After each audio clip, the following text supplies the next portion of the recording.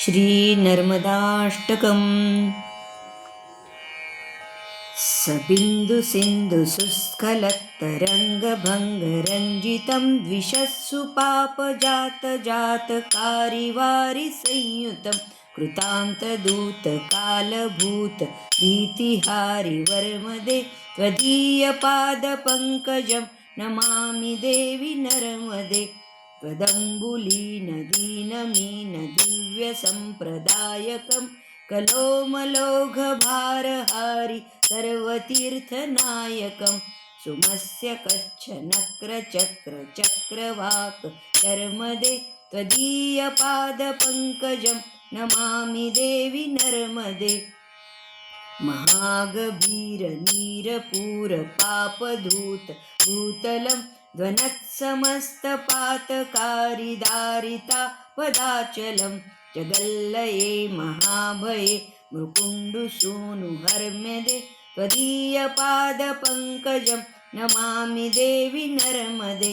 गतं तदैव मे भयं त्वदम्बुवीक्षितं यदा मृकुण्डुसूनुशौनकासुरारि सेवि सर्वदा पुनर्भवाब्धिजन्मजं भवाब्धिदुःखवर्मदे त्वदीयपादपङ्कजं नमामि देवि नर्मदे।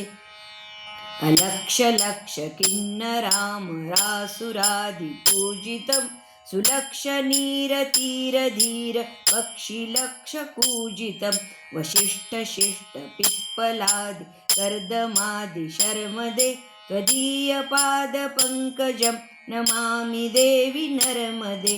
सनत्कुमारनाचिकेतकश्यपात्रि षट्पदे धृतं स्वकीयमानसेषु नारदादिषट्पदै रविन्दुरन्ति देवदेवराजकर्म शर्मदे त्वदीयपादपङ्कजं नमामि देवि नर्मदे।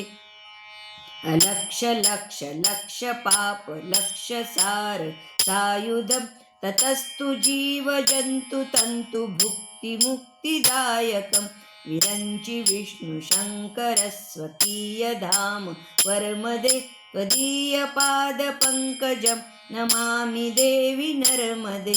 अहोमृतं स्वनं श्रुतं महेशकेशजातटे किरातसूतवाडवेषु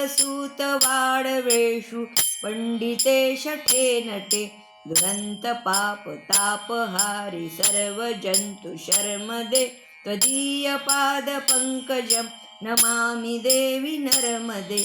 इदं तु नर्मदाष्टकं त्रिकालमेव ये सदा पठन्ति ते निरन्तरं न यान्ति दुर्गतिं कदा सुलभ्यदेहदुर्लभं महेशधाम गौरवं पुनर्भवानरा न वै विलोकयान्ति रौरवं पुनर्भवानरा न वै विलोकयान्ति रौरवं पुनर्भवानरा न वै विलोकयान्ति रौरवम्।